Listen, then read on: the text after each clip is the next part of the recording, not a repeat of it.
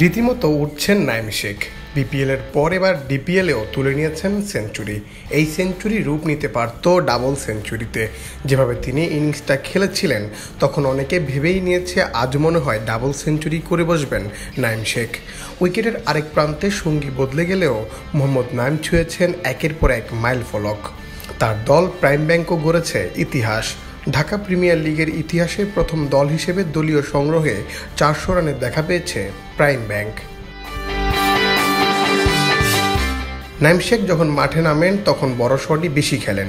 তিনি যে দলীয় রানের দিকেই তাকান তা প্রমাণ পায় তার ব্যাটিং দেখলেও। কিন্তু ইনিংস বড় করতে পারলে তো দল আরও বেশি পুঁজি পায়। তার দ্রুত আউট হয়ে যাওয়া ভুগায় দলকে। পাওয়ার প্লের পর আর দেখা যায় না তার ব্যাটিং। উইকেট দিয়ে ধরেন ডাগ আউটের পথ। তার এমন ইনিংসে সমালোচনার মুখেও পড়তে হয়েছে বেশ কয়েকবার। এবারের বিপিএলও দেখা গেছে ধারাবাহিক নাইমকে। 14 ম্যাচে করেছেন 511 রান। হয়েছেন এই আসরের সেরা রান সংগ্রাহক। তার দল খুলনা টাইগার্স কোয়ালিফায়ার 2-তে বাদ পড়ে না গেলে আরও একটি ম্যাচ খেলতে পারত। সেক্ষেত্রে হয়তো আরও কিছু রান নিজের নামের পাশে যোগ করতে পারতেন।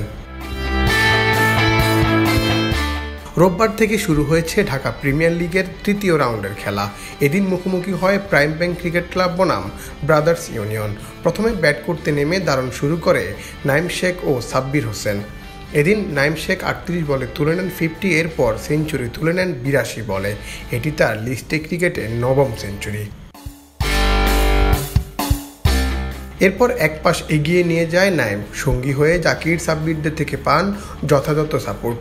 নাইম যেভাবে ইনিংস এগিয়ে নিয়ে যাচ্ছে সবাই ভেবেছিল আজ হয়তো লিস্ট এ ক্রিকেটের সর্বোচ্চ ব্যক্তিগত সংগ্রহ সৌম্য সরকারের অপরাজিত 208 রানের রেকর্ড ভেঙে দেবে। কিন্তু শেষ পর্যন্ত নাইমকে থামতে হয় 176 রানে। তার রানের উপর ভর করে দল পায় 422 রানের পুঁজি। এই রানের বিপক্ষে খেলতে নেমে ব্রাদার্স ইউনিয়ন 249 রানে অল আউট হয়ে যায়। ফলে প্রাইম ব্যাংক পায় 173 রানের বড় জয়। তার এই ইনিংসটি জায়গা করে নেয় লিস্টে ক্রিকেটের 5ম স্থানে। এই ইনিংসটি সাজাতে 8টি 6 ও 18টি 4 হাঁকিয়েছেন।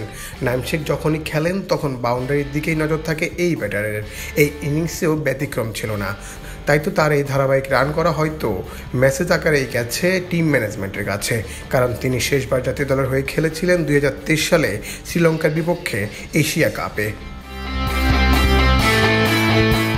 মুন্না চন্দ্র দাস, বাংলাদেশ প্রতিদিন।